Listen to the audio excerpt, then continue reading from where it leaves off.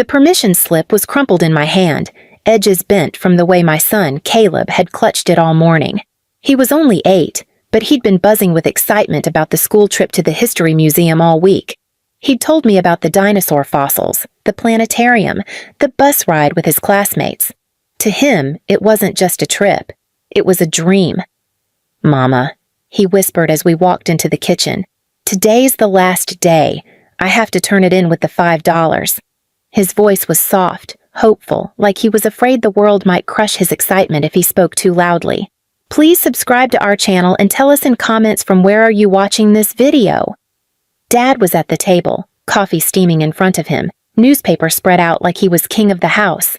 Mom stood by the stove, frying bacon just for my sister's kids. Thick slices, the smell filling the air, while Caleb's plate sat empty except for a half piece of cold toast. I swallowed hard and cleared my throat. "Dad, Caleb has a school trip coming up. He needs $5 to go. It's important to him." Dad didn't look up at first. He turned to the page of his newspaper, smirking as though I'd just asked for a fortune. Finally, he set the paper down and leaned back in his chair. $5, huh? For him? His eyes flicked to Caleb like he wasn't even a real person, just some burden at the edge of the table. Caleb shifted in his seat, clutching the slip tighter. "It's just the museum, Grandpa. Everyone's going." Dad reached forward suddenly, ripping the paper right out of Caleb's small hands. The sound of tearing filled the room as he crumpled it into a ball. Caleb gasped, his eyes wide, lips trembling as if the air had been stolen from him. "Your sister's kid deserves memories, not him," Dad barked, tossing the slip into the trash can with a cruel flick of his wrist. My sister Jenna, who had just walked in with her perfect hair and her perfect smirk, laughed as she poured herself orange juice. "He's right. My Emily needs that kind of thing. She actually matters." "Caleb? What does he need a museum for?"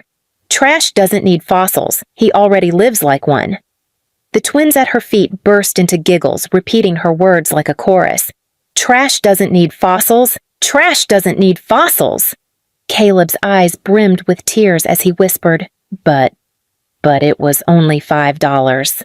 His little voice cracked, and I thought my heart would shatter into pieces right there. Mom finally turned, spatula in hand, her face hard as stone. "Stop begging, both of you. You embarrass this family every time you open your mouths. Be grateful you've got a roof at all."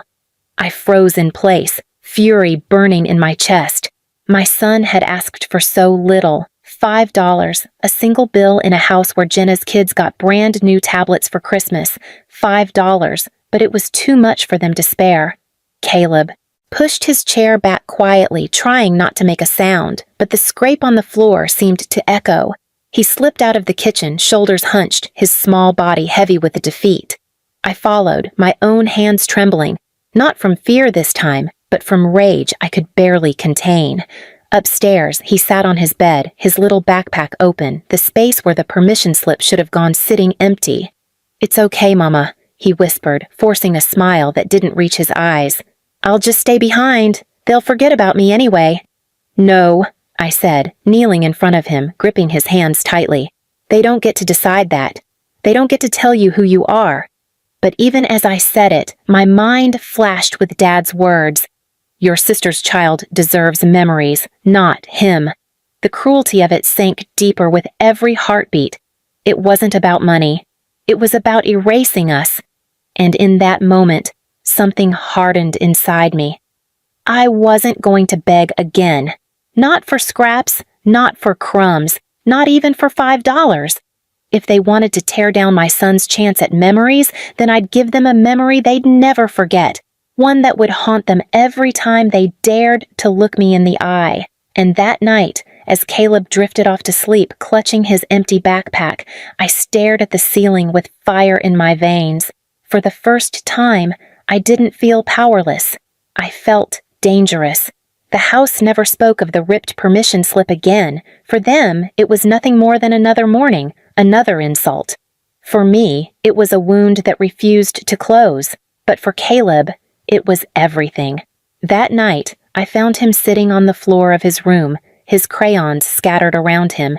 He was drawing his classmates lined up outside a school bus, their faces round and happy, and in the corner he had drawn himself, alone, sitting under a gray cloud.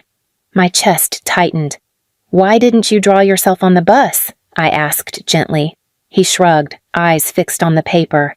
"Because Grandpa said I don't deserve memories." His little voice cracked. "Maybe he's right." I gathered him into my arms so tightly he could barely breathe. "No, he's not right. He's never been right.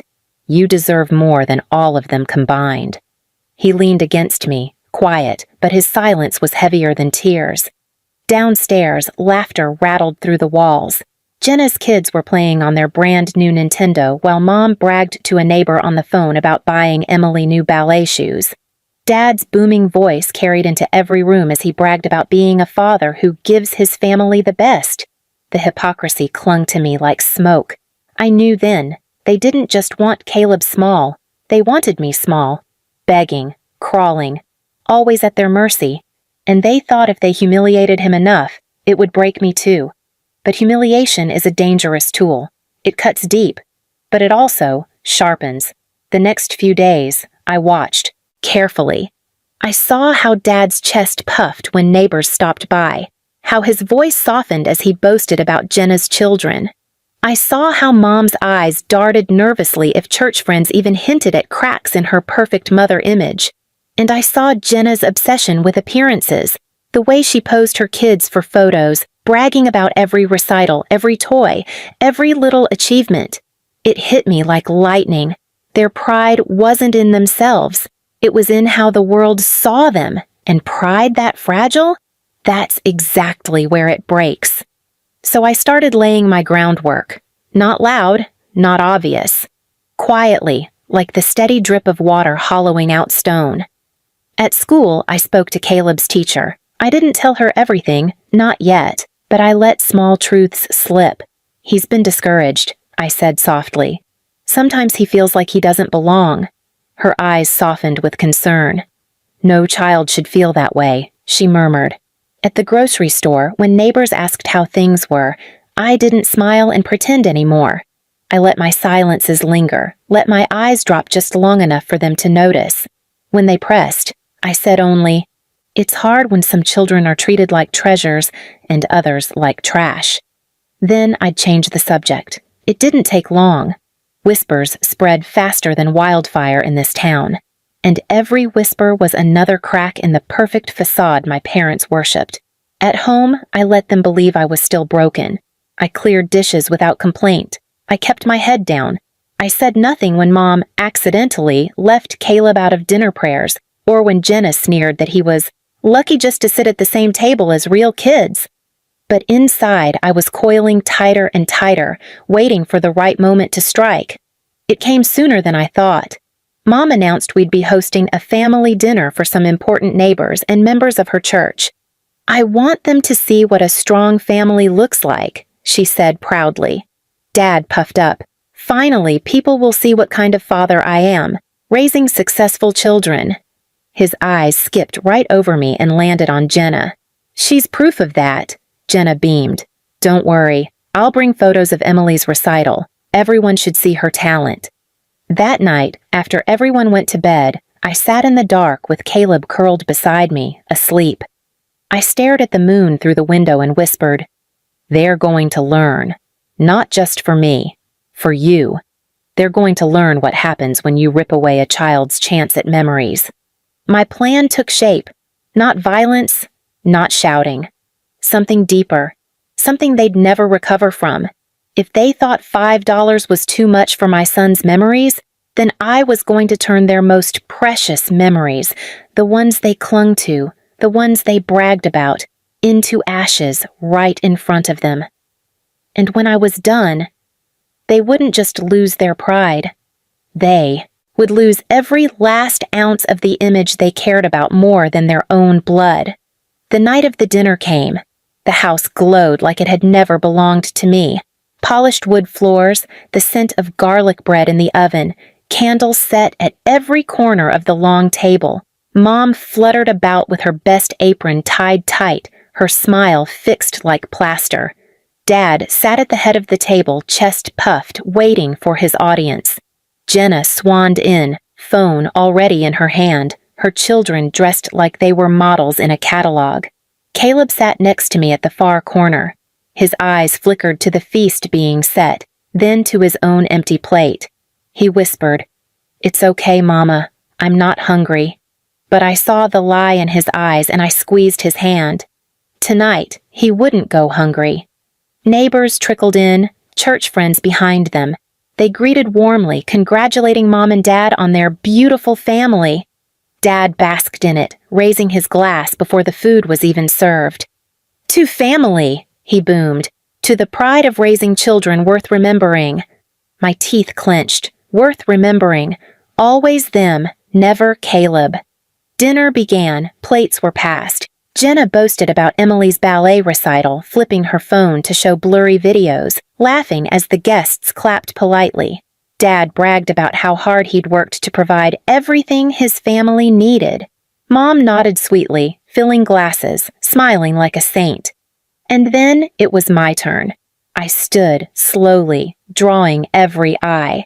"I brought something too," I said, setting a large box on the table. Mom's eyes narrowed instantly. "What are you doing?" she hissed. I ignored her. "Since we're celebrating family, I thought it was time to share some memories of my own." Whispers rustled through the guests. Dad chuckled nervously. "Don't embarrass yourself." I opened the box. Inside weren't photos of smiles or recitals. Instead, I pulled out Caleb's crumpled permission slip, flattened now but still wrinkled from Dad's fist. "This," I said, holding it high, "is what $5 looked like to my son, a memory he was told he didn't deserve." Gasps rippled through the room. Caleb's eyes widened, his small fists clenched in his lap. Before Mom could cut me off, I set down the next item. Caleb's torn sneakers, the soles split clean through. "These are the shoes he wears while your golden grandchildren walk in brand new ones every season," neighbors murmured. Church friends exchanged uneasy glances. I wasn't done. I pulled out Caleb's empty lunchbox, battered and dented. "This is what he carried to school while Jenna's kids had meals packed like banquets. And when I begged for help, do you know what my father said?" I turned, locking eyes with him. My voice dropped to a cutting whisper. He said, "Your sister's child deserves memories, not him." Silence. Thick, suffocating silence. Dad slammed his fist down, his face blotchy red. "Lies! She twists everything!" But Caleb's small voice cut through, trembling but clear. "He said it, Mama. He ripped the paper. He threw it in the trash." Every head turned.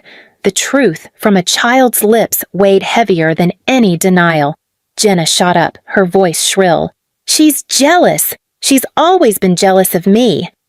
But I was ready. I pulled out the last thing in the box, a photo album. Not theirs, mine. Pages of pictures I'd taken in secret over the years. Caleb sitting alone at the table while Jenna's kids ate full plates. Caleb in hand-me-down clothes while Emily twirled in new dresses. Caleb drawing dinosaurs on scrap paper while their toys piled high. I turned the album around, slamming it open in front of the guests. "You talk about memories? Look at these. Look at the ones you erased." The guests stared, horror dawning on their faces. Mom's perfect mask cracked as her church friends recoiled. One muttered, "How could you?" Dad tried to roar over the noise, but his voice cracked. "You don't understand. She was always nothing, a mistake. I stepped closer, slamming the crumpled permission slip down in front of him. "Nothing? You stomped on my son's chance at happiness because you think he's nothing? Look around you, Dad. The only nothing here is the respect you just lost." The room erupted. Neighbors whispered furiously. Mom's church friends stood from their seats, shaking their heads in disgust. Jenna tried to snatch the photo album, but one of the women pulled it back, glaring at her. Enough. And then it happened. Dad's chest heaved, his face drained. The weight of the stairs broke him. His knees gave out and he fell, collapsing in front of me. His hands trembled against the floor, his eyes darting up to mine with something I had never seen before. Fear. Shame. Desperation. "Stop," he choked out, his voice hoarse. Please, stop. The same man who had ripped the paper from Caleb's hands now shook at my feet. Caleb watched, his small body pressed against my side. His eyes were wide, but this time not with pain, with understanding. I leaned down just enough for Dad to hear. You said my son didn't deserve memories, but now the only memory anyone here will carry of you is this. And then I turned. I took Caleb's hand, lifted his small backpack onto his shoulders, and walked out the door.